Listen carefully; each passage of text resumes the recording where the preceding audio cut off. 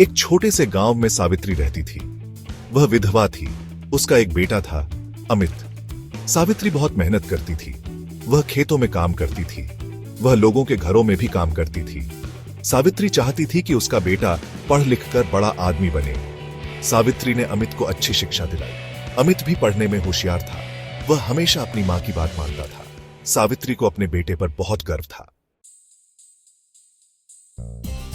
अमित बड़ा होकर शहर चला गया। उसने वहां नौकरी की और सफलता प्राप्त की। वह एक बड़े पद पर पहुंच गया। अमित ने शहर में ही घर बना लिया।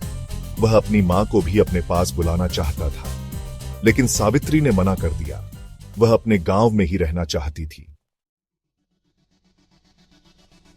एक दिन सावित्री बीमार पड़ गई। उसकी तबीयत बहुत खराब हो गई।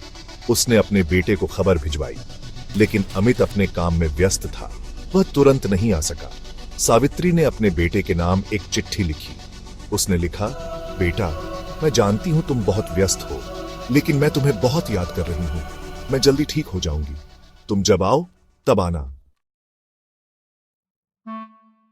अमित जब गांव पहुंचा तो सावित्री नहीं रही थी। उसे बहुत दुख हुआ। उसे अपनी गलती का एहसास हुआ। उसने अपनी मां की चिट्ठी पढ़ी। उसे अपनी मां के त्याग का एहसास हुआ। अमित ने अपनी मां की याद में गांव में एक अस्पताल बनवाया। उसने गरीब बच्चों के लिए स्कूल भी बनवाया। उसने अपनी मां के त्याग को सच्ची श्रद्धांजलि दी।